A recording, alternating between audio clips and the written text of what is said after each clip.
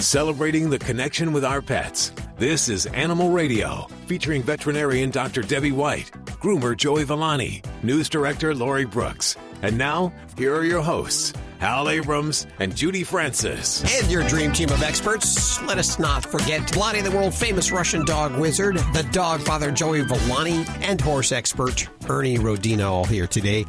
Coming up in just a few minutes, we're also going to talk to Doug Gray from the Marshall Tucker Band. Well, what's the deal with him? Is he an animal lover? Why is he coming on the show? He's an animal lover. He's got some cats. Cats? He's a Persian cat guy. Persian. I just don't picture him as a Persian cat I know, guy. huh? I can't wait to talk to him. But that'll be a flashback to the 70s for me, at least. I remember the song, Can't You See? You remember that? Sure you do. Oh, right? see, I heard it in a love song is mine.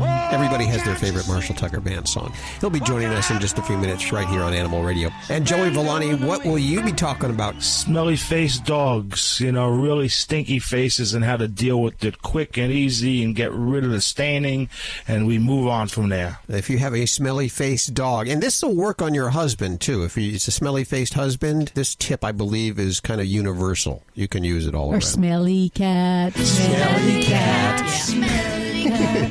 Let's go to Ron. Hey, Ron, how are you doing? Okay, how are you? Good. Vladae's right here. What's up with your dog? Oh, I have a German Shepherd that I got directly from the breeder as a puppy. Run, stop, please. If you were the woman, I would kiss you right now. Oh, no, not again. No, because he's a German Shepherd. You cannot find a better person in the world to talk about this. So go ahead, Ron. I love you already. Oh, so I love my German Shepherd. She's adorable. She's about 2 years old. Ordinarily, all the animals in the house bond with my wife. All the previous dogs we've had, and German Shepherd is a whole new breed for me and our family. And the German Shepherd has bonded to me. I guess I'm presumably the alpha. German Shepherd is a one-man dog normally. We've had some aggression issues. She did have some early training with, some specialized training where they train SWAT dogs and all that kind of stuff. So she had that doesn't sound good. Yeah. So she had like 2 days of fight training, but then my wife says, no, that's not good, So we stopped. She's right. That. Woman is always wiser than man. Go ahead. But the dog is just completely adorable level. But the first time something happened is when I went away for a weekend, and she was so excited to see me. She just, lovably, just jumped at me with her mouth open and just, put a little, poke in me. No big deal. I was like, oh. No big deal. Put a little poke to me. If my Mika would do it to me, she would be, she would be kicked out of the house the next day. Come on. Oh, my gosh. I know, but what happens, more so than that, she spooks or freaks out easily. If everything's quiet and all of a sudden somebody comes into the home, surprises anybody, or my wife goes from the bathroom to another room and makes a noise when the dog's asleep, and all of a sudden, Andy almost her name, she goes, Yeah, I mean, because you condition your dog to be KGB in your household, we don't want it to be that way, but they have a natural instinct to be that way. I'm pretty sure in the very beginning, when he just was barking a little bit, because you already told me that you had no experience to deal with German Shepherds before. And German Shepherds are very special dogs. It's almost like humans. There is a second and the smarter level after poodles, which is poodles considering to be the most smarter. I'm not sure why, because their head, their brain a little bit smaller than Shepherds, so I guess something... You don't have a poodle. That's our other dog. Our other dog is a spoo. Okay. A spoo? That's what the spoo is about now. Okay, let me stick to the point, because I always get in trouble with producer when I just talk too much. Here is what it is, my friend. Regarding the second part, it is a logical continuation of the first one. You have a German Shepherd in your household who you allow in the beginning to be very excited. She starts to bark when somebody knocks on your door. She starts to bark when she heard something noises.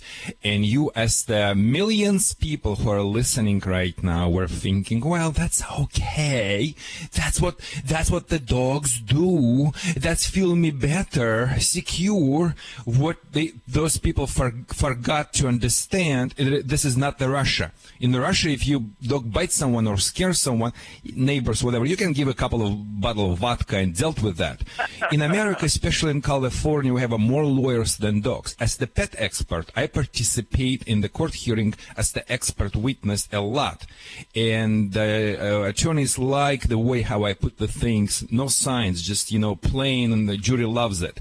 So the thing is, you don't want to be even close to what I see the people get in trouble. In this country, which is so happy society, you as a pet owner can get in trouble, even somebody get in your house and try to rob you. And after that, your dog will bite, you're still going to get sued, because I had those cases and the people said, oh, we were drunk. It was a different house. We thought it's our house or my friend's house, whatever. Listen, my best advice for you, if you have a German Shepherd, you have to do beyond and above. The German Shepherd would have like a stupid lab attitude. Loves everyone, thinks everyone is a good guy, and wants to have a peace with everyone. That's it. How to do that?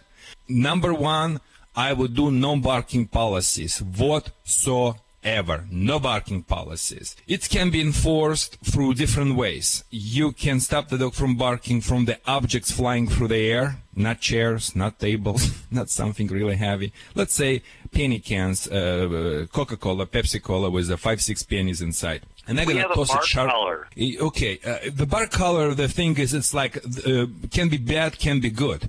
The dog needs to know you're the one who doesn't want to bark. Listen, it will take me a lot of time to explain you, but everything what I say comes from the pack.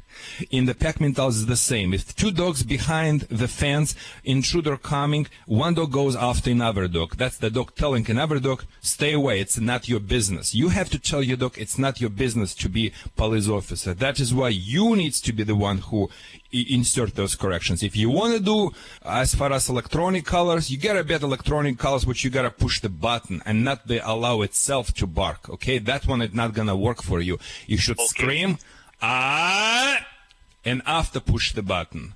And you need to do it with the high power in the beginning and after go down, and never do it in the little increments up. Otherwise, you're gonna, you will desensitize the dog. This is unlike anything on other things. I feel a little uncomfortable to talk because it's required professionals who would be next to you and show you how to do this. But my general guidelines would be, it's called contra conditioning. Make your dog like what the dog hates. It means whatever people comes to you, put your dog in the crate first before opening the door. Make sure your dog is quiet. Allow the people come in and feed your dog through the crate with the hot dogs, the sausage, Polish kielbasa, whatever you can get. They are good cops. You are the bad cop. Invite every your relative, every your friend. Organize pizza party. 10, 20 people per Saturday, Sunday. Coming in, your dog barks. You stop it. You put her in the crate. She barks in the crate. You snap the crate. You stop it. You're bad cop. The people are good cops. That's why you will contra-condition her like a doorbell to the, they will look at the people as the positive. And strict obedience is very important. Your dog must know reinforced obedience to do anything in the time when she would rather not. Remember, dogs listen us when nothing better to do. You're listening to Animal Radio. Call the Dream Team now with the free Animal Radio app for iPhone and Android. Dogs or cats, horse or emu, animals are people too. A disagreement about dogs at a wedding left 4 people shot, including the bride and groom. Although 50 people attended the outdoor Arkansas wedding, the details are still sketchy. Authorities said the shooting happened moments after Melissa Smith and Mike Beavers took their vows along Piney Creek in rural Pope County. Smith, the bride, said the shooting began after Patrick Paul Duvall's dog started fighting with her dog, who was a guest at the wedding. Duvall was not a guest and didn't know the couple. The dog fight started a human fight, which ended up with 29-year-old Duvall shooting the bride and groom, plus 2 other guests. 3 of the guests were driven to the police station in the back of a pickup truck, while police found a 4th victim at the site of the wedding. Patrick Paul Duvall now faces 4 counts of first-degree felony battery, each of which carries a maximum prison sentence of 20 years and a $15,000 fine. I'm Britt Savage for Animal Radio.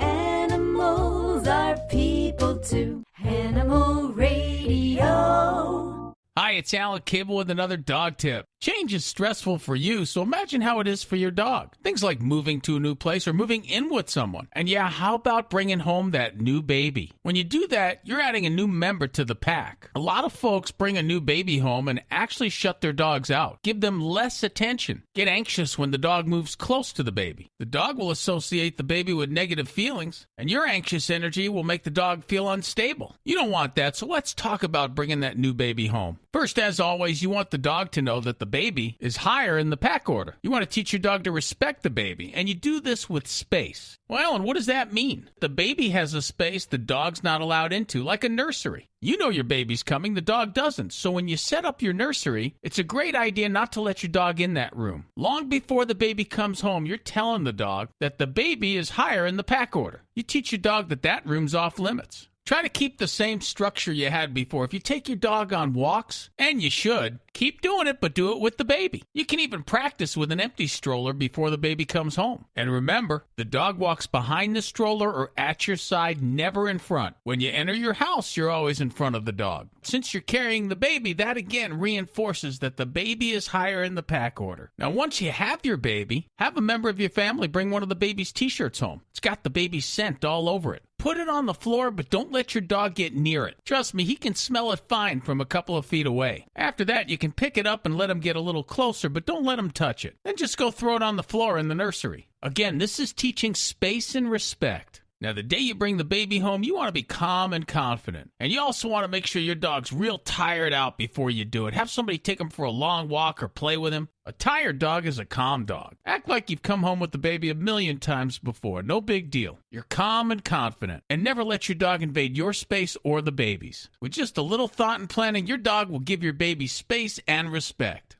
Check out Animal Radio highlights. All the good stuff without the blah, blah, blah.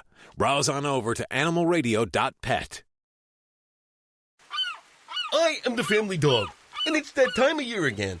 The one where pet parents start looking for Fido-friendly hotels and destinations where Fido is welcome. Make no bones about it. Pets are part of the family, and we like to sniff out new places too, and we hate to be turned away, especially when we're on our best behavior. So we won't be left out in the cold. Be sure to pick up a copy of Fido-Friendly magazine to find the best hotels and destinations where Fido is always welcome. Go online to FidoFriendly.com and subscribe today. Need a fix of the good stuff? Get more Animal Radio with the free Animal Radio app for iPhone and Android.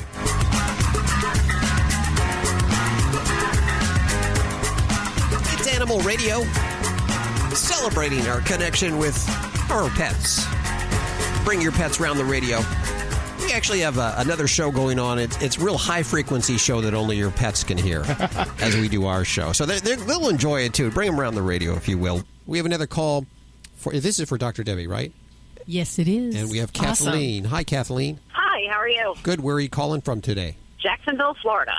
I love Jacksonville. Beautiful place. Beautiful weather. Yes, it is. So what's going on with your animal? Well, I have my dog, Misha. She's about 3 years old. She's totally housebroken, has been for a very, very long time. And I was visiting my mom down in St. Augustine Beach, and Misha started in the middle of the night, 3:30 in the morning, she started crying. And she was just very upset and kind of doing this Wookiee talk like she's looking for attention. And all of a sudden, just peed on the bed. This is not a dog. She has had a history of bladder infections, but this one just cleared up with antibiotics in 12 hours. And how many bladder infections has she had over time? Let's see. The first year that I had her, 3 of them, and then we got her onto the Science Diet food that's specific for, CD or whatever. And then the vet thought, she'd been well for several years now and that we could try to take her off it. Well, this happened within 2 months of changing the food to a cheaper brand. I'm just wondering if that could have been a coincidence, maybe because she's in a strange place, or if you think it could have been another recurrent bladder infection that kind of came and went that fast just by changing out that food. Now, during the time she was on that diet, had she had any urinary tract infections? She did not. Ooh, yeah. I mean, yeah. I mean, it kind of seems like duh, but at the same time, it was almost like too quick on changing the food, almost that it I don't know. And then the antibiotics cleared it up in a matter of 6 to 12 hours. Okay. Now, did they get a urine sample at that time? Not able to. Oh, darn, because that would have been great. Yeah. I mean, that would be the evidence we need to prove this. But I'd say it is suspicious because anytime, any diet that a pet is on, when we're talking about trying to control urine environment, there are some pets that pH can really play a role in crystal formation and urinary tract infection. So any diet, when you switch that, the pH may change and that urine environment is going to change. So, yeah, we could be setting up for some problems, and she may be telling you, gosh, Mom, I do need a therapeutic diet to help manage this problem. But I would say, I would love that evidence, and I'd love to get that urine sample, because then I think you could kind of maybe either ease your mind or know with more accuracy about that. She's just so skittish sometimes. It's hard to get near her when she's going. A couple of years ago, we put her through the needle biopsy part where they stuck the needle in and they pulled it out, and they did find some crystals in it then, which is why we did the CD. Mm-hmm. But she's not showing any sign of any kind of problem now for so long. I thought it might be safe to try. This they came on, it was it probably wasn't even a month. I mean, it was immediate. And I don't blame you for trying there. I mean, because realistically, everyone wants to find something that works, and then if you don't need it anymore, you wouldn't want to give it. But for me, I would definitely say, a urine sample, and it might not be a bad idea for a kid that's had a problem in the past with recurrent urinary infections. Getting that sterile sample would be important, and it wouldn't be overkill to check an X-ray to make sure we don't have anything like a bladder stone that's just kind of lurking there. Because definitely something with bladder stones, they can cause some little micro trauma to the bladder wall. And I've had dogs that have lived with them for years. And then we pick them up as oops, we're taking an X-ray because the dog was vomiting. And then they have this ugly stone in their bladder. And then, we go, wow, this dog never complained about any kind of urine problem. So some of these things can be kind of sneaky in that way. So, I guess 2.5 years ago, and in fact, we did CT, we did ultrasound. We did good all kinds of stuff, just trying to find out what was going on. There were some tiny, small evidence of very small crystals, but then it just seemed to go away with this diet. And the vet thought it might be safe to try her on something else. And I thought maybe it could have been environment, because she's not used to being at my mom's. I had her in a strange place, and she's skittish anyway, so. I just thought I'd try to maybe get another opinion on it. Yeah. No. So right now, what food is she eating? Science diet. I love my dog. I put her on the science diet immediately. You put her back on the diet. Okay. Any problem? I would never ever take a chance. I normally wouldn't take a chance anyway, but I was trying to save money because it's tough out there. Sure. Yeah. And even if you can't get a sterile sample at the veterinary office, if she's calmer with you around and she's not pee shy, once she's settled, back on that CD diet, it would be worthwhile to at least get a clean urine catch. And kind of like, we go to the doctor's office and they have a whole process they tell you when you get a clean urine sample. So we can try our best at home to collect a urine sample from our pets. And with the advent of, those throwaway Tupperware containers, there's some great throwaway plastics you can use, and just kind of slide that underneath her, let her go, let her start the stream. Yeah. I was trying to get it in a little cup, but apparently it's hard to do. It can be. So I like those long ones that you use for, I don't know. We use them for storing like bread and stuff. Pizza, yeah. But the long, flat ones, and you just kind of slide that underneath her, let her void and let her go for a few seconds, then put it in the stream of urine, and you're going to be more apt to catch a more clean, free catch sample. And that might be more meaningful for your veterinarian. You're listening to Animal Radio. Call the Dream Team now with the free Animal Radio app for iPhone and Android.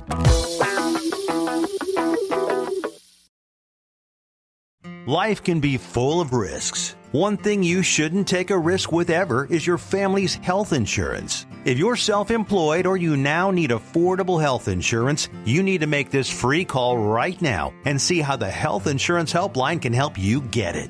800-472-0658. 800-472-0658. 800-472-0658. That's 800-472-0658. Hi, everybody. This is Frankie Avalon, and I love Animal Radio. Keep listening. This is an Animal Radio News Update. I'm Stacey Cohen for Animal Radio. Emergency responders in the UK say a 2-year-old Basset Hound picked the perfect time to learn how to use a phone. According to The Sun, the dog called 999. That's the British version of our 911.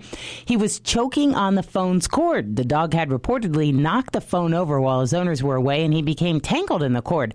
Well, somehow he managed to dial for help while trying to free himself. Authorities heard heavy breathing on the other end of the call. They knew it wasn't an 800 number calling, and they ran in the home frantically searching for somebody inside. Well, they wound up finding this dog with the phone cord wrapped around his neck, set him free, and he's eating treats and living happily ever after now. A Minnesota man is running into trouble with city officials in regards to his hundreds of reptilian roommates. The St. Paul Pioneer Press reports that Scott Nellis had been building his collection of 360 snakes, 60 lizards, and the hundreds of rodents and cockroaches that he uses to feed his pets since 1996. Oh, I bet that house smelled so good. But now inspectors have declared that his house is unfit for human habitation, and they've ordered him to remove the reptiles. Huh. But what about the cockroaches and the rodents? A city attorney says the number of extension cords and drawers full of reptiles have created a number of fire hazards, and the excess amounts of ammonia from the animal waste have greatly lowered the home's air quality, not to mention the price. Nellis, however, is meeting with city officials today and hopes to convince them to change their minds. Authorities in Switzerland say they are looking for a suspect who's rather pig-headed. The UK's Orange News says a man recently threw 3 pig heads into a cake shop in Lucerne. Witnesses say the heads crashed into the displays, causing pastries and blood to fly everywhere. The owner of the cake shop says the incident was clearly upsetting, adding that all they could do was apologize to their customers. The suspect is also believed to have thrown a pig head at a group of tourists. Police are now checking local farms to see if anybody's been buying a large number of pig heads. I don't know, maybe they ought to look and see if any of these pigs are missing their heads. A man in England is hoping that his stolen parrot's Freddie Mercury impression will be the bird's ticket back home. Malcolm Booth tells his son his African gray parrot named Chico was recently taken from his home, but he doesn't expect the separation to last very long, explaining that Chico has a habit of singing Bohemian Rhapsody. You know that song, We Are the Champions, and other hits by British rock icons Queen. Booth says the bird's squawking doesn't really bother him because he's a big fan of the band, but he expects it's not everybody's cup of tea. He hopes the entertainment drives the thieves up a wall so they have no choice but to return Chico to get a little peace and quiet. I'm Stacey Cohen. Get more animal breaking news at animalradio.com. This has been an Animal Radio News Update. Get more at animalradio.com. Hi, this is Iron Chef Kat Cora on Animal Radio. Please adopt a pet. But we all know Hale is not the bad dancer. He's a wonderful dancer. And like I normally say with my clients, you pick the music, I will tell you how to dance. It's Animal Radio. Wow, Vladae, you're quite the dancer. Yeah, and you just mentioned I was flying to Michigan on vacation. You are wrong. I was flying to Michigan on business. Oh, really? My wealthy clients from Michigan, who I trained few dogs 5-6 years ago, they've got a new puppy. They've got Pomeranian. And everyone in Michigan tried to train that dog without any results. So they sponsored my visit. They paid for traffic fare, or it's just separate talk. Oh my gosh! And it was like a war zone for me to flying to Detroit from Orange County. And after that, for hotel, and they paid a lot of money for me staying. I was 4 days working with that puppy, but boy, we got it. We made it. You fixed their problem. I fixed it to the degree they didn't even expect it, and they were so happy. They even gave me tips. So what was the puppy doing? Yeah. What was wrong? Well, their major concern was the puppy was running through invisible fence and never come back, and they were chasing it for days. But I told the people, this is just the symptoms of the problems. You didn't have a good relationship with your dog. You didn't have a bonding with the dog. So, we started from a very behavior problem, from obedience. We trained the dog on leash, off leash, took it everywhere, and after that I fixed that invisible fence, so they were very happy. Wow. And they paid a lot of money for that. Yeah, the people very wealthy. Their house in Michigan and the lake, similar probably to size-wise to Microsoft headquarters, something like that. So you're telling me those people spent probably thousands of dollars to bring you out there, but the listeners can call right now and talk to you free of charge. Is that what you're trying to tell me? Yes, besides giving the numbers, because I've been told in America you cannot ask how much you make, and you're not supposed to give the answers.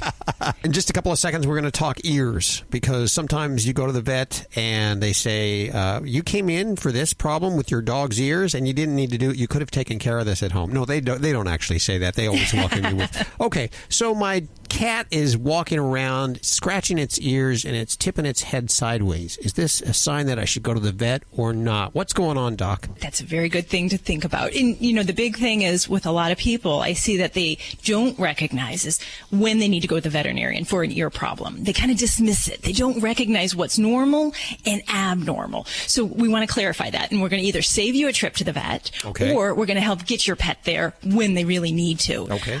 So the big thing is we're going to use the people's senses, the pet parents' senses, and their own powers of observation, along with maybe a good cleanser that you can use at home. And then we can help identify this problem or not. So the big thing is we want to watch it, we're going to smell it, we're going to rub it, and we're going to clean it. Ooh, that sounds crazy, doesn't it? But basically, when you look at your dog's ear or cat, we want to make sure that the head position is normal, the head is straight, and that they shouldn't be doing any unusual scratching or rubbing at the ears. If they're scratching, rubbing, if they tip that head to the side, like you said, Hal, that is a sign of an infection or a problem that needs to be addressed. Wow. And why do they do that? It's just equilibrium, or? Well, partly it can be itchy, it can be uncomfortable, but yes, it can get down to the deeper part of the ear canal, and that can actually lead to a vestibular disturbance, or basically an equilibrium problem where they kind of don't sense which way is up. So that's actually a more advanced ear infection, and we want to get that pet to the vet right away. Well, my cat doesn't tip his head. What he does is the head is straight, but one ear is straight out to the side. Oh, he'll point his ear put out his sideways. Ear down. One ear will be up, and the other one will be down. Is that a bad sign? But they don't. That sure can.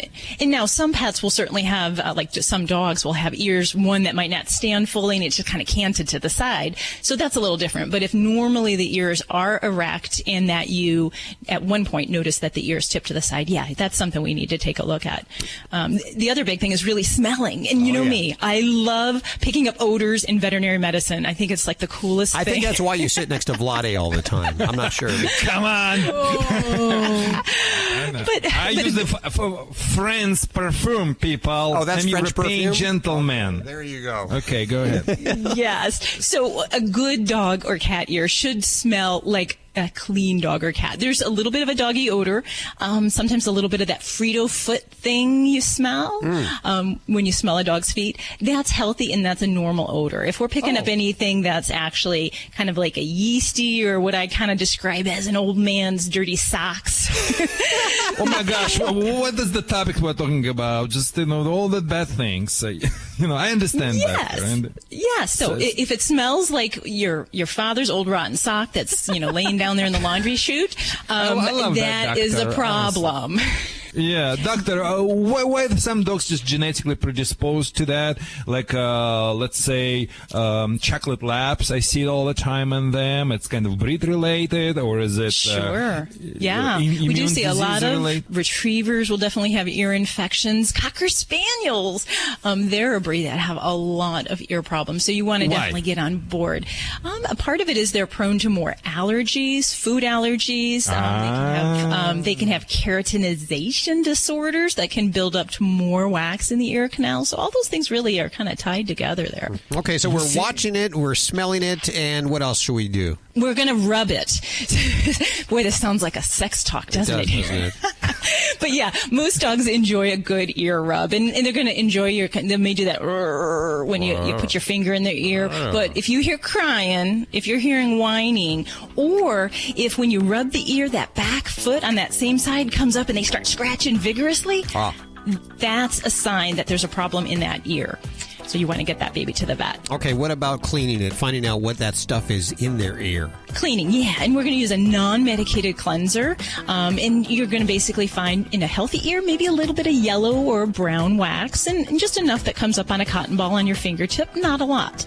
So if you're seeing anything oozy, anything that's got blood or kind of chunky brown clumps, what I term as Oreo cookie crumb debris, that is an infection. And that's something that needs to be addressed. Okay, so we need to watch it, smell it, rub it, and clean it. We'll put all these tips over at the website so you can determine yourself if your animal's ear problem is something that needs to be taken care of by the vet or if it's something that you can take care of at home. You're listening to Animal Radio. Call the Dream Team now with the free Animal Radio app for iPhone and Android. Hey folks, this is Jackson Galaxy. You're listening to Animal Radio. Please do everyone a favor, spay or neuter your animals today. How would you like to save money on nearly all your prescription drugs? We've set up a special toll-free number for the RX Outreach Program. They're a nonprofit company whose mission it is to make prescription drugs more affordable to the masses. They don't take insurance, and in many cases, your prescriptions are even cheaper than your co-pays. They carry thousands of different prescription drugs, so whatever you're taking, there's a good chance they have it. No coupons are required, and this is not a discount card. It is pure savings on your prescription drugs. They specialize in generic meds for any chronic health needs you have. Call with your prescription and find out for free how little you can pay for your prescription drugs. Remember, we don't take insurance, so call right now.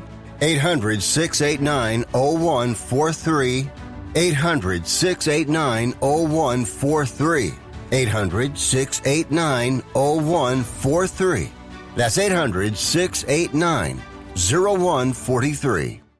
Check out Animal Radio highlights. All the good stuff without the blah, blah, blah. Browse on over to animalradio.pet. It's Animal Radio.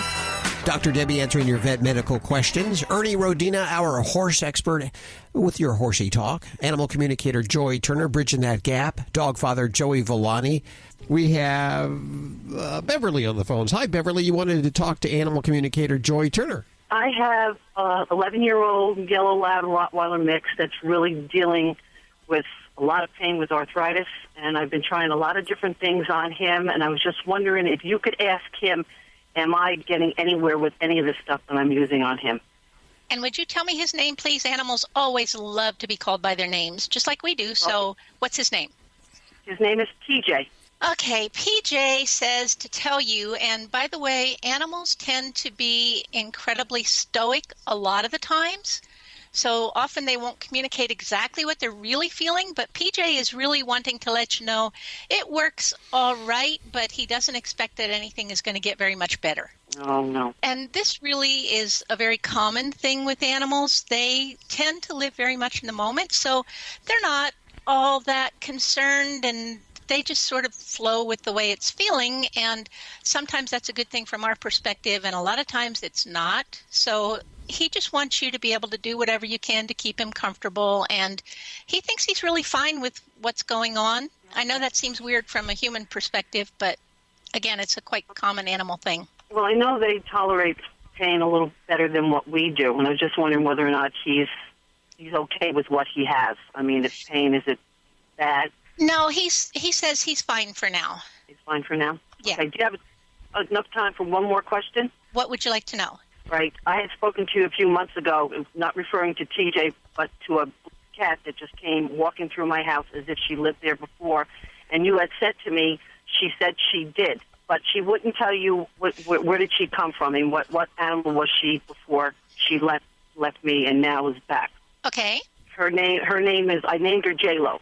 Sure. Let me see what J-Lo has to say. And she does actually acknowledge that name, so that is a really good thing. And again, I'm going to kind of revert back to a common thing. Animals, as I said, tend to be very much in the present. And so for J-Lo, she says you have to think back very far. You have to think back to when you're very young. And she doesn't want to be with the family she was with. She really came looking for you. All right. Does that answer your question? No, that's fine. Thank you so much. Thank you so much for your call, Beverly. You're very welcome. Have a good day. Don't go nowhere because, I had to bring this up. That this is perfect timing. But I think I need to talk to Human Resources on this show about joy. Oh. Because last night, my dogs, were staring up at the ceiling, and then they would look at me, and then they would stare up at the ceiling, and they would look at me, and I know she was talking to them. I know she was saying something. So, we may have a little problem here, Joy. I'm sorry, but I got to talk to Human Resources about this. Every now and then, especially seems like your kids, they just really want to have their say, and it's like, hey, we need to talk to you, so come on over here and talk to us. Dr. Debbie answering your vet medical questions. Vladae, the world-famous Russian dog wizard. Joey Villani, the dog father. Animal communicator Joy Turner. And Ernie Rodina. Is this your first week? Welcome. I'll tell you what, it's just great to hear Joy talking about this communication thing because it's got the buzz just going crazy about it. You're listening to Animal Radio. Call the Dream Team now with the free Animal Radio app for iPhone and Android.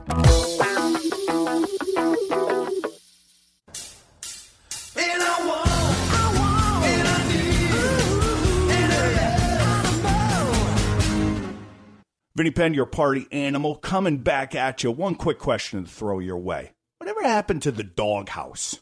And I don't mean the sofa after you've had it out during dinner over what you were going to watch on TV that night.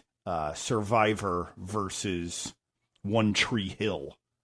Not that doghouse. We all know that doghouse is alive and well.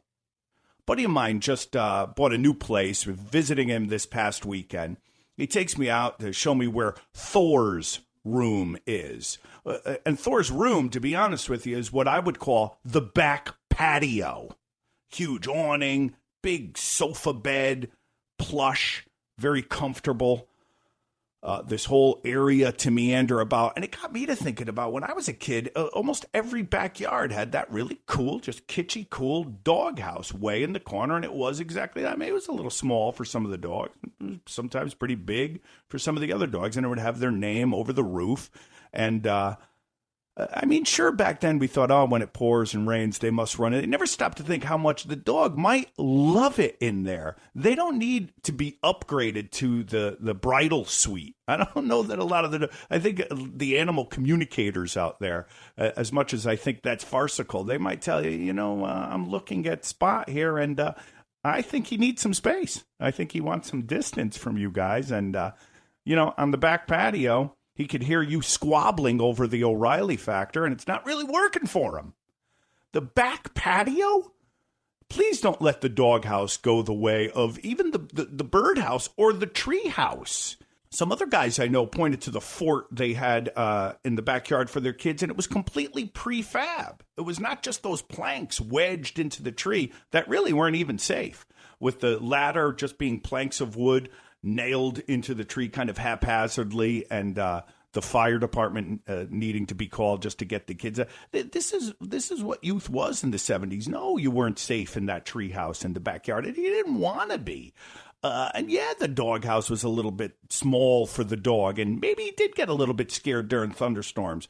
But it was better than him hearing the two of you make love. I'm Vinny Penn, your party animal, baby.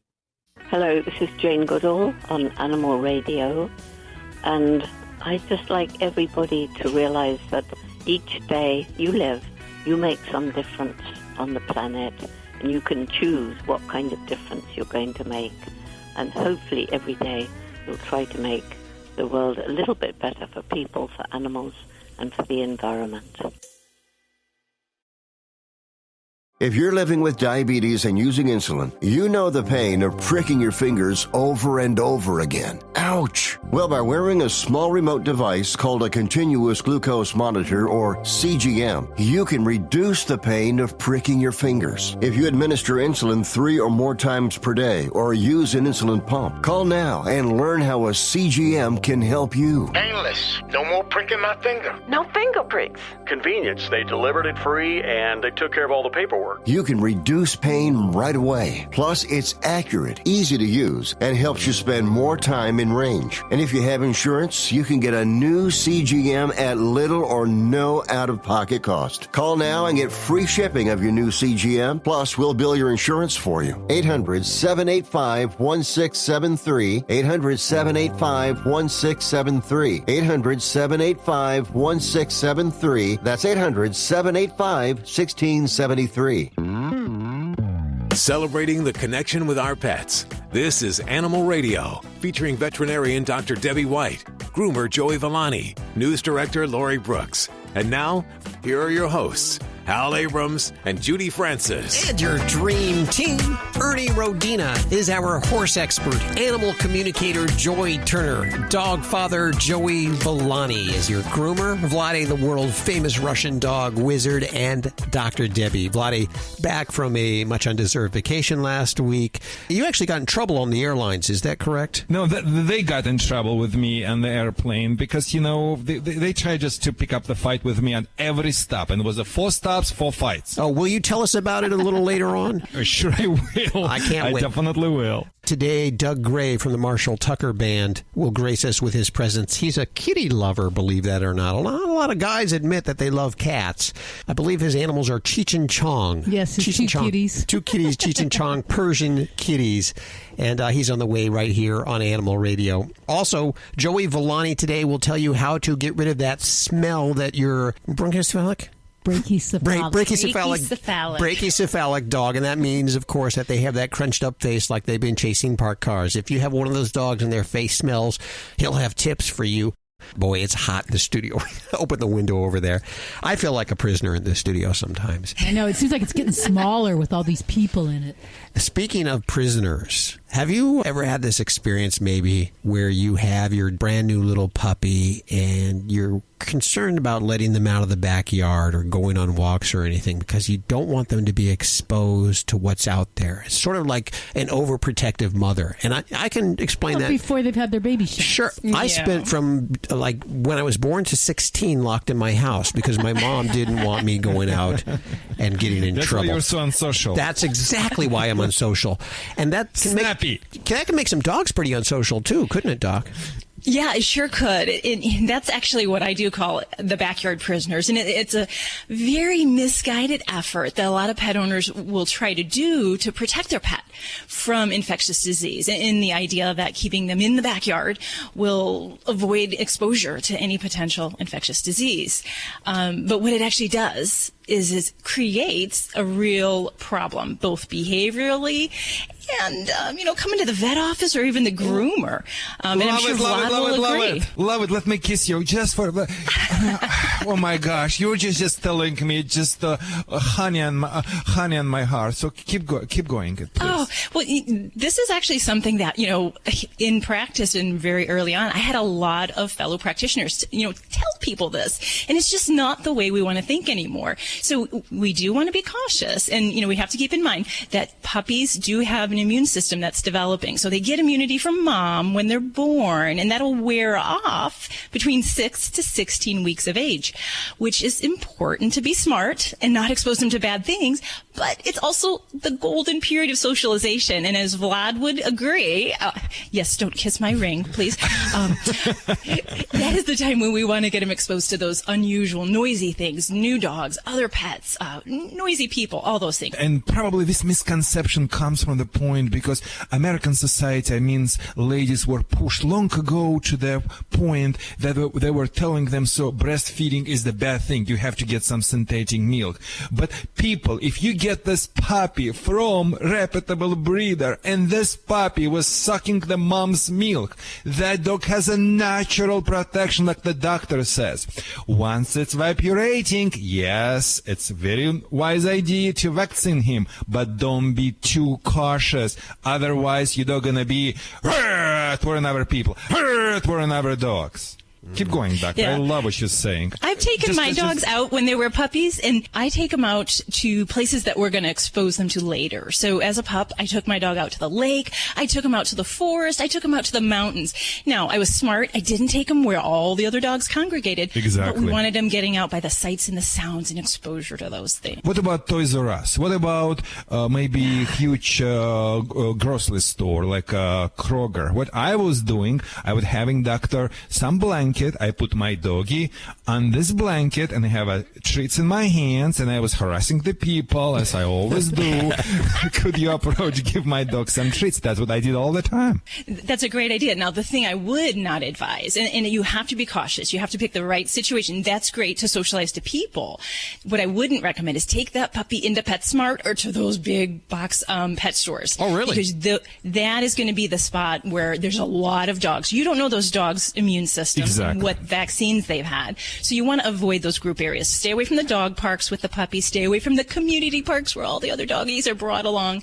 And definitely stay away from the pet stores until they're fully vaccinated. And as alternative, if some of your neighbor Mike or neighbor Cathy or mother-in-law or someone who you know have a dogs which you know healthy and in the good shape, this is the great idea to bring the puppies in and let them socialize. Of course, I always try to be breed profiling. I don't want to have any problems, so I always like stupid golden labs because they're just goofy. They're not going to do anything to the puppies. You don't want to be too overprotective of your animals, like my mom was to me. And just isolating them in the yard doesn't guarantee that they can avoid any infectious diseases anyway, does it, Doc? No, it doesn't. And I've had pets where they've come in and they've actually gotten parvo sitting in their own backyard. Wow. Because people were trying to live under this lifestyle of, not take the puppy out. And we can bring things like parvo in on our shoes. Wildlife can bring in and parasites and infectious diseases. So, it doesn't prove to be 100% effective, this backyard prisoner technique. And my last thought is in the Midwest, Michigan and Chicago area where I worked, vets were on the site, which as Dr. Davies said, they're not too protective, too much. However, here in California and even Las Vegas area, I see the vice versa. And in those areas, I see much more social, like a behavioral-based problems as aggression toward other people or dogs, just because of the lack of socialization. Because when the puppy goes through the critical stages, you gotta fulfill it, or you're gonna pay the price. 1-866-405-8405. If you have a question about your animals, now's the time to call. And we go to Angela. Excuse me. Hi, Angela. How are you? Hey, fine. How are you? Good. I understand you want to talk to Joey Villani. Yes, sir. What's going on? Well, I've got a cat who just loves to be groomed to the point that when I'm not home, my mother's taking care of her. The cat meets her at the door, runs up to the kitchen counter and jumps up there. My mother gives her a can of food, and she may or may not eat the food before she runs through the pet door into the garage and jumps up on the grooming table to wait for my mother to brush her. And I'm explaining all this because, this is not a cat that doesn't like to be groomed. The problem I'm having is, the table is a plastic patio table and chair. I use like a rubber curry brush, like really for a horse. Got a couple of those because they really get the undercoat out really great. The hair flies. But the problem is the cat is getting little shocks that I don't know about from static electricity. And, if I don't notice the tail twitch or the little kitty evil eye, she thinks I'm intentionally doing it, and she will actually, if I don't catch her little signals, she'll bite me. Is there any way to cut down the static electricity while she's being brushed? Because she'll sit there and love you to brush her for 20 or 30 minutes. Now, I got a question for you. It's a short-haired cat, obviously. Yes, sir. The table that you're using, you said has a plastic top? It's a solid plastic table on a concrete floor. I think that you're getting the static off of the plastic off the table. But you know what? Instead of changing all that, I got a very, very simple solution. Dryer sheets, bounce dryer sheets? Yeah. What you're gonna do is you're gonna take one of them before you groom your pet. and you're going to rub the cat down with the dryer sheet. And what that's going to do, it's going to eliminate the static. So you're going to be able to brush and comb your cat with no problems.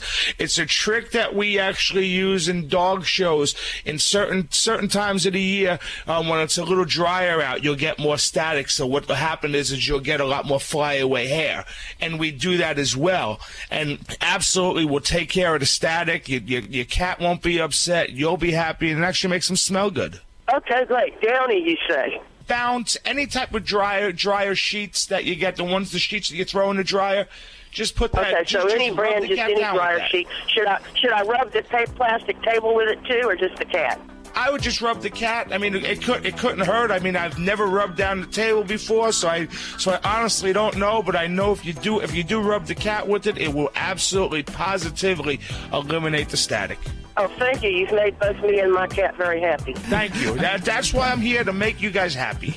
Thanks for your call today. Let us know how that works. Angela. Hey, everybody, this is Kenny Lee Lewis from the Steve Miller Band. Just want to tell everybody out there on Animal Radio, thanks for loving your pets. Dogs or cats, horse or emu, animals are people too. In Long Island, a dog named Bentley took his owner's car for a joyride and ended up crashing into a coffee shop. The 50-pound dog's owner, musician Brian Mayer, said he just wanted to keep his best friend warm, so he left his car running while he ran into the Cool Beans Coffee House to sign up for an open mic night. The next thing I knew, Mayer explains, I looked up to see my van coming at me in the window with Bentley in the driver's seat grinning at me. Luckily, there were no injuries, although a window and some patio furniture were damaged. Bentley seemed to enjoy the ride, wagging his tail happily after he got out. The owner of the coffee shop took it all in stride, calling Bentley a really sweet dog. I'm Britt Savage for Animal Radio. Animals are people too. Animal Radio. Well, don't forget you can get your fix of Animal Radio anytime you want with the Animal Radio app for iPhone and Android. Download it now, why don't you? It's made possible by Fear-Free Happy Homes, helping your pets live their happiest, healthiest, fullest lives at home, at the vet, everywhere in between. Visit them now at fearfreehappyhomes.com. And thanks, Fear-Free, for underwriting Animal Radio. You're listening to Animal Radio. Find us at animalradio.com. Log on, learn more. Hey, this is Brian DeTillo. I play Lucas Roberts on Days of Our Lives, and you're listening to Animal Radio. And please don't forget to have your pet spayed or neutered. That's my favorite saying from Bob Barker, by the way. How would you like to save money on nearly all your prescription drugs? We've set up a special toll-free number for the RX Outreach Program. They're a nonprofit company whose mission it is to make prescription drugs more affordable to the masses. They don't take insurance, and in many cases, your prescriptions are even cheaper than your co-pays. They carry thousands of different prescription drugs, so whatever you're taking, there's a good chance they have it. No coupons are required, and this is not a discount card. It is pure savings on your prescription drugs. They specialize in generic meds for any chronic health needs you have. Call with your prescription and find out for free how little you can pay for your prescription drugs. Remember, we don't take insurance, so call right now. 800-689-0143. 800-689-0143. 800-689-0143. That's 800-689-0143. Hey, this is Big Ant from Rescue Inc. Remember, spay and neuter your animal, and abusers are losers. Now back to Animal Radio. Celebrating our connection with our pets. This is Animal Radio. Here are your hosts, Hal Abrams and Judy Francis. And your dream team. I'm talking about, who are you talking about? I'm talking about Ernie Rodina, our horse expert, animal communicator Joy Turner, dog father Joey Villani, Vladae, the world famous Russian dog wizard, and Dr. Debbie, all here at your beck and call. And that's such a deal, I'll tell you. If free medical advice, free veterinary advice. Vladae, for instance, is a 3-month waiting list to get him to come over to your house, but you can get right through to him right now. Or if you have a grooming question, of course, Joey Villani. And he has a great tip coming up that's going to save you a little money. Now, is it called bronchocephalic? Brachycephalic. Brachycephalic. If you have one of these dogs and their face smells, and this happens a lot apparently, and I don't have one of these dogs, so I don't know. They look like they've been... You got to explain what it is, Hal. It's one of the dogs that squishy face dogs. They look like they've been chasing parked cars, okay? If your dog looks like... What if you have a brachycephalic grandmother? That is why Sharpei is so stinky? I have a gross job. I deal with a lot of gross things in the veterinary world, but my sister's a nurse, and I tell you, her stories top mine any given day. Well, you like your job. You actually got into it because you like the smells and the yucky stuff. I do. I love it. And, you know, the other day I had a diabetic kitty that came in, and I was so upset because I did not pick up the odor of the diabetes on its breath. Oh. And it had an unusual type of diabetes where they did not have ketones, which is a type of a byproduct. So therefore it didn't have the smell. So I said, my sniffer's still working today. Okay.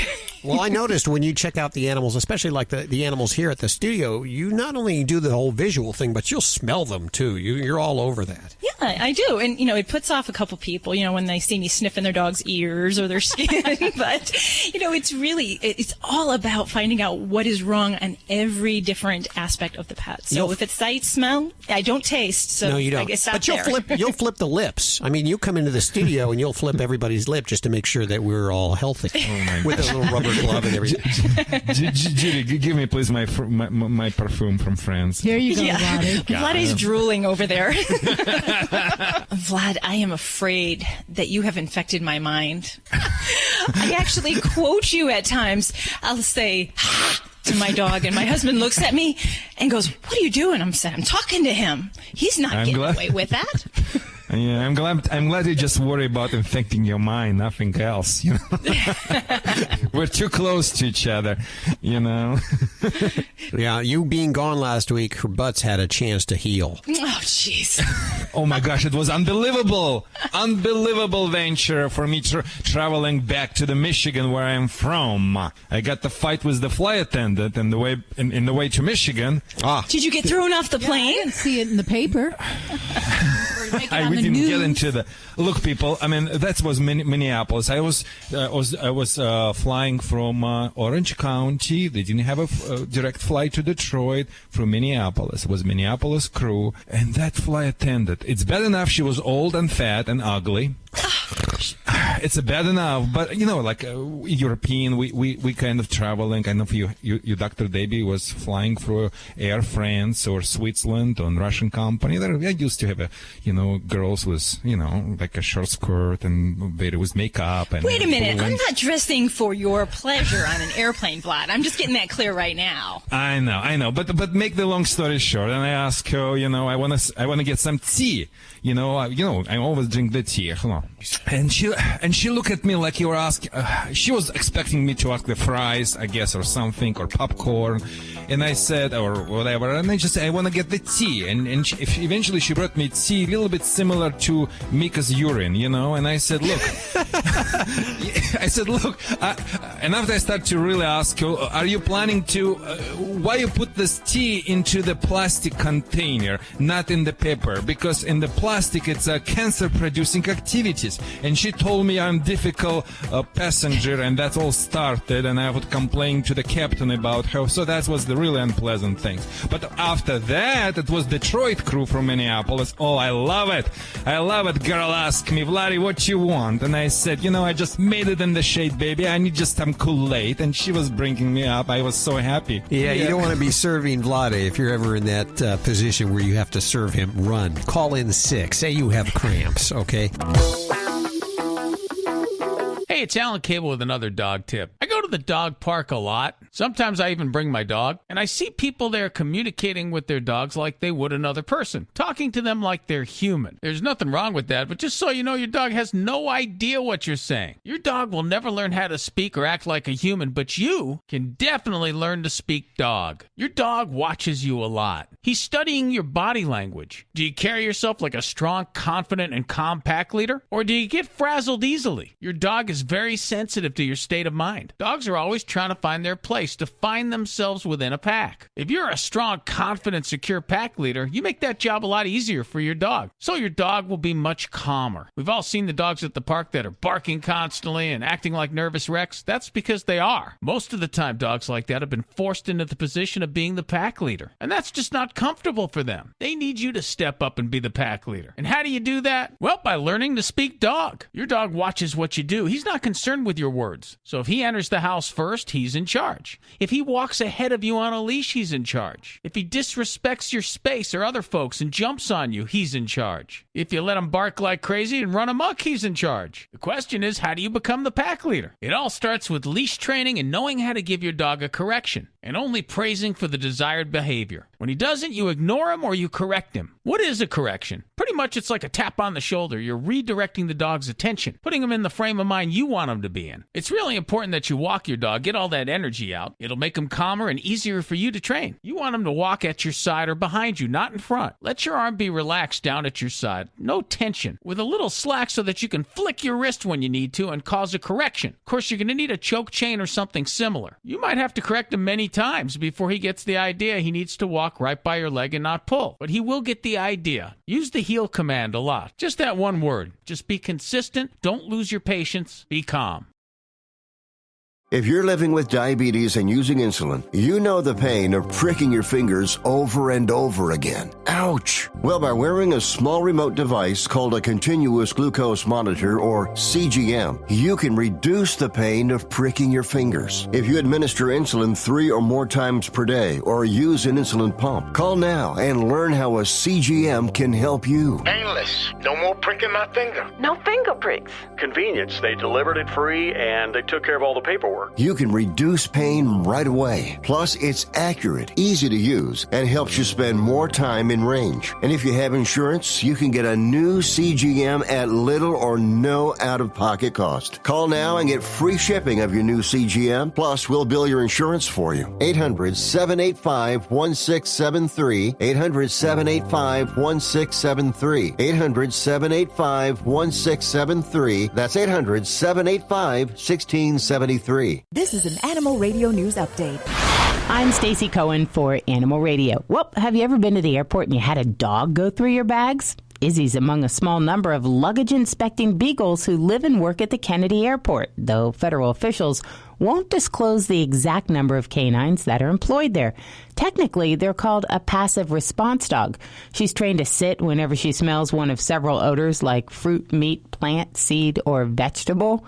With just one sniff, Izzy can determine whether a bag is worth searching, a seconds-long appraisal that would actually take human officers hours to do, given that about 1 million travelers pass through Kennedy Airport in a single month. During her 3 years of employment, she's found everything from duck tongues. Who would eat a duck tongue?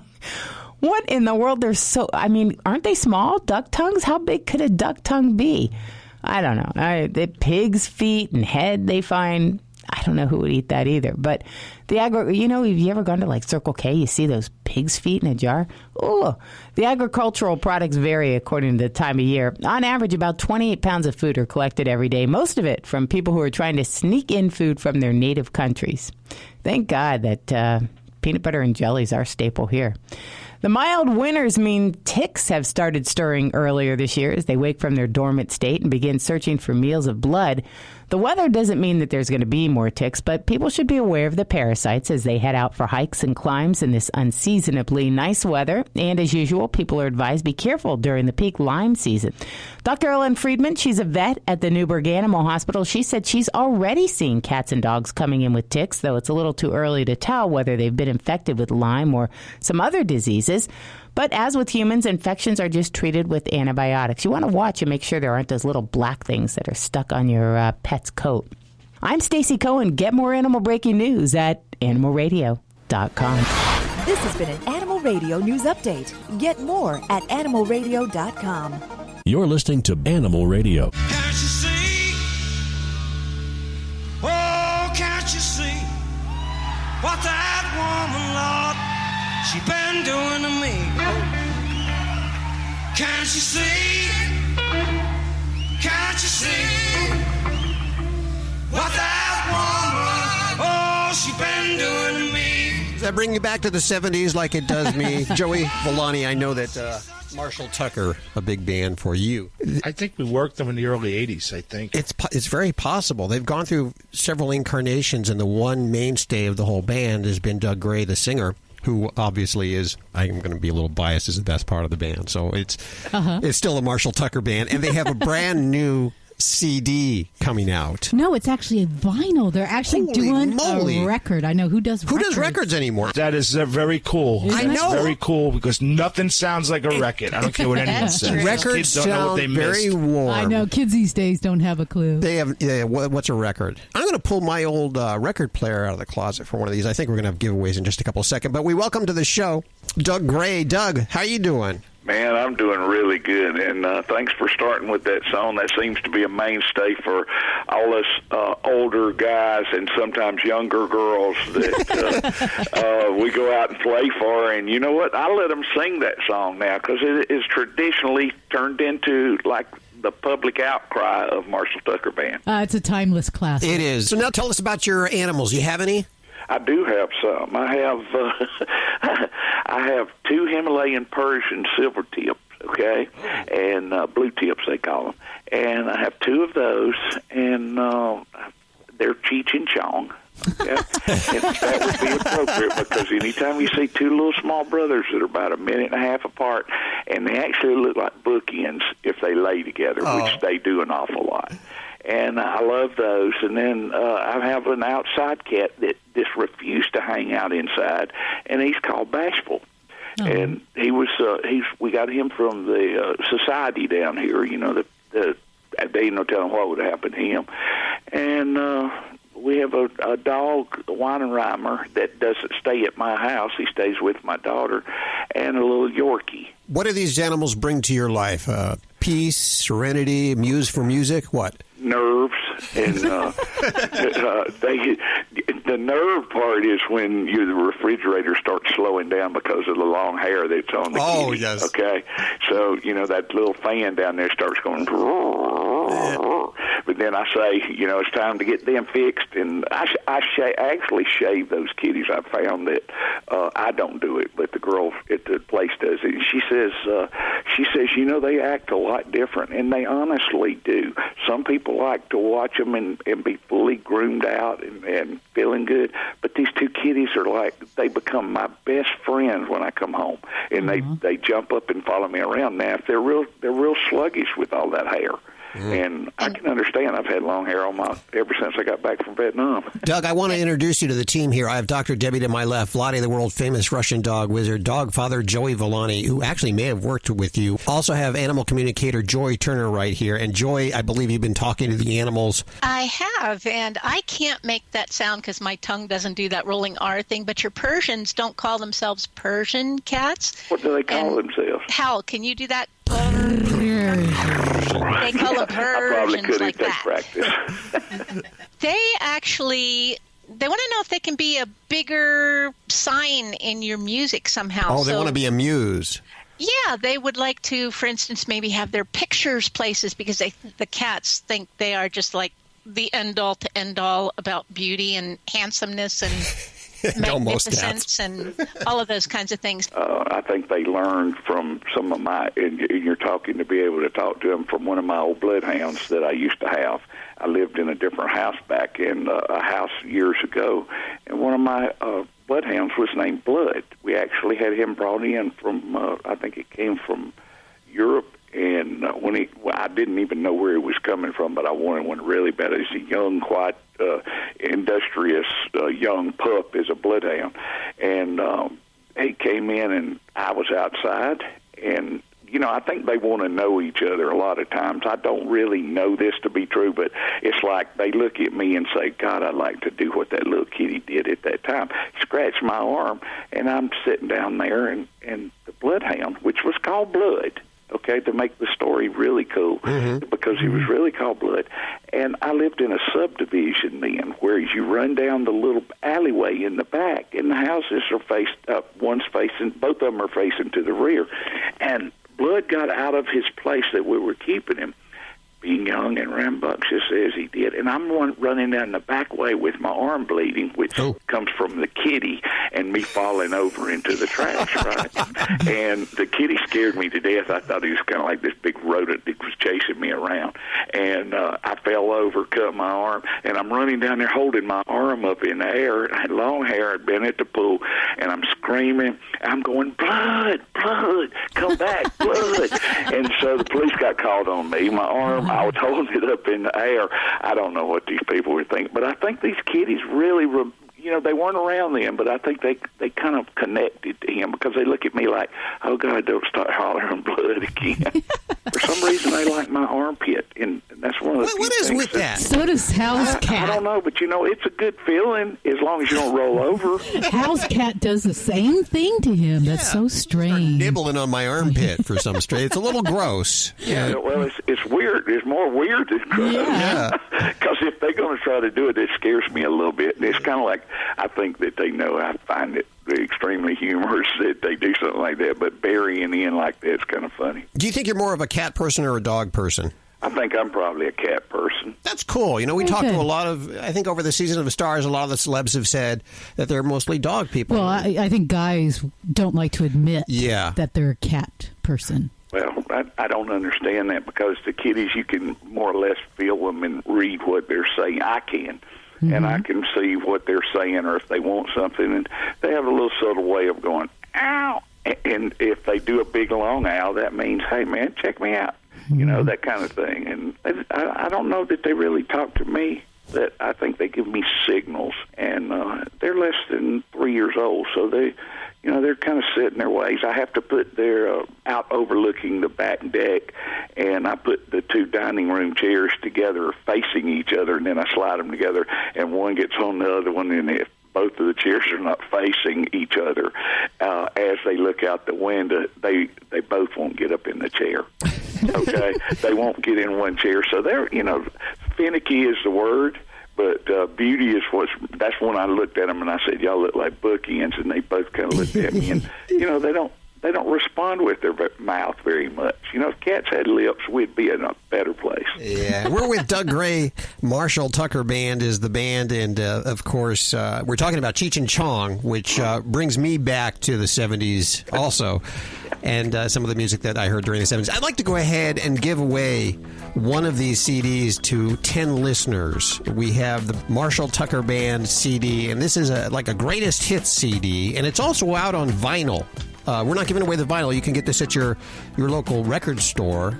You might have to hunt that down, yeah? Or their website. Or the website. We can get it at the website, too. Yes. Doug Gray, we're so glad you spent time with us today, so much time. And go give Cheech and Chong some big old hugs from all of us, will you? Oh, I can certainly do that. And if I can ever do anything, y'all know where to find me, okay? You're listening to Animal Radio. Call the Dream Team now with the free Animal Radio app for iPhone and Android. Hi, this is Eric Dane on Animal Radio, reminding you to spay and neuter your pets.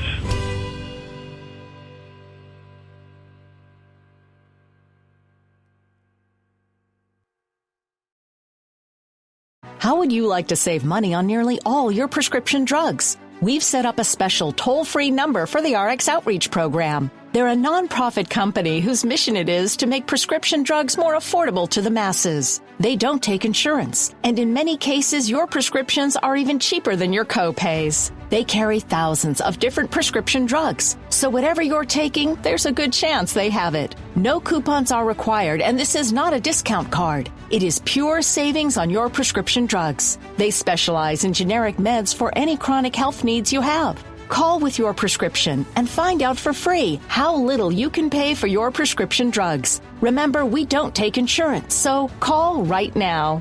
800-689-0143. 800-689-0143. 800-689-0143. That's 800-689-0143. This is Animal Radio. Hey, Alan, welcome to the show. Yeah, my mom's dog was following my mom yesterday, vacuuming, and her dog got something in her eye, and the dog died. And the dog died? Oh, in the dog's eye. Oh, in the dog's eye. Yeah, oh, my gosh. Okay. And so what is the doggy doing right now? the dog is, like, try to, like, get something out of the dog's eye that's not getting out. And then my mama is wondering what should she do to get it out. So he's rubbing at the eye, scratching at the eye? Yeah. Okay. And is he squinting in it and holding it closed? Yeah. All right. The first thing I'm going to tell you is that anytime a dog has squinting in the eye, that means there's pain there. So there's discomfort. So my best recommendation is to get him evaluated by a veterinarian because we want to make sure he doesn't have any kind of abrasion on his eye, which would be termed a corneal ulcer. So that's the hard thing. When you have a squinting eye, you can have that from pain of any sort. But an ulcer can be very serious. So we don't want to delay that and do home care if we're in that level of discomfort for the eye. Now, certainly in the short term, the things I would do in any emergency kit for people at home with dogs, when we're talking about eyes, I want some contact saline rinse that you would use for your family members that might have contacts. You can use that as an eye irrigating solution to loosen things that might be under the eyelids or any kind of particulates, any kind of dust or anything like that that might be in the eye. That's perfectly safe for dogs to use that. Now, that being said, you can also use things like artificial tears that are also sold in the contact lens aisle. Refresh brand tears is just one of the types of tears that you can put in to help kind of make the eyes feel more comfortable. But that's a short-term thing. If that baby's eye is red, squinting, and we're uncomfortable, you really need to get the baby into the veterinarian, and very likely we'd want to do something called a corneal stain. And it's a type of a stain technique that we put this dye on the eye, and it helps to outline any kind of scratches or ulcers that could be on the surface of the eye. If we have something like that, there's a certain regimen, certain type of treatment that needs to be done. So that's why it's so important to see your vet if we're in that kind of category of things. And definitely, I'd say at this point, you said this is already the day later that the eye he's still squinting? Yeah. Yeah. So I'd say, that would definitely be a timeline that I'd get the baby to the veterinarian. I just don't there's some situations where it's good and there's a lot of tips you can do at home, but there's that point where we cross the line where we are maybe not doing the best by them if we're delaying seeing the veterinarian. And I'd have to say this warrants a call to get the baby in. So tell your mama that I said. Gotta go. Thanks for your call, Alan. Just got a Facebook for Vladae, and they want to know how to raise a deaf dog, a dog that cannot hear. How do you raise a deaf dog? In one soundbite, to get another dog who would teach that dog the proper tricks. That would be easiest things for me to do. That's pretty good. I hadn't thought about that. Are they tougher to train, deaf dogs? It is, because you need to use hand signals, and they're using a lot of positive reinforcement, and sometimes you do corrections, but you gotta first use your body as a whole machine. For instance, give me examples. If you want your dog sit, make a sharp lean over the shoulders where your teeth almost goes close to the neck. Don't bow like Barack Obama did in the past. No, just stay taller, like a tall. And, the dog doesn't sit. You use the leash and pull the dog in the position, give the treats. You can use also hand signal as the raising your hand as you do. If you don't like something, move forward. Moving forward means assertiveness. You would like to invite the dog coming to you. Why don't you go backwards and a little bit kneel down? That's the sign of friendliness. You don't like it? Forward. You want to follow? Backwards. You want the dog sit? Lean over the shoulders. That's the few things, and there are so many subtleties. But again, there is a difference between hard work and easy work. In order to do the easy work, get another dog who will teach your dog how to handle the things around. Will be the best friends and the best buddies and the best relationship. You take Mika with you whenever you go to somebody's house to train dogs, I noticed. Yes, Mika becoming like a model dog. For instance, if the family have kids. the kids is always, mom gets those pets for their kids and stuck with them themselves. Of course, it's never business for their husbands never home, so I come in and I say, look, mother, if you're not going to I want to make sure the kids are involved in the training. Oh, they don't want to. I say, look, let's give them great example. I got to teach your kids to get control over the Mika. And the Mika loves the kids. And one of the reasons she loves the kids because I always socialize her with the kids as the positive thing. She always was around the kids, especially she loves little girls. So anyway, and that's what my upset was the dog bites, because I had a few kids who fingers, sorry for saying that on the air, just in her butt, doctor, just they pulled the tail and put the fingers on because the kids were very curious. That's really. Poor Mika screamed, never even thinking to bite anyone. So anyway, yeah. I would bite. If anyone did that to me, I would bite. Look, in Russia, it's a standard procedure. Every man goes to the doctor one time per month, and they put the finger in your butt and they do massage. It's called prostate massage. And doctor, do you know that's procedure? Sure, yeah. We do that collecting urine samples. But you know what? As long as you didn't have to leave a 20 after the visit. Oh boy. Yeah, I'm sure you're enjoying that procedure, but it's a different topic. Okay, what were I talking about? Hold on, what am I I have no idea what we're talking. Hey, listen, if you want to send us an email, yourvoice@animalradio.com. You can also send us your questions on Facebook at Animal Radio or tweet us at Animal Radio. Have a great week.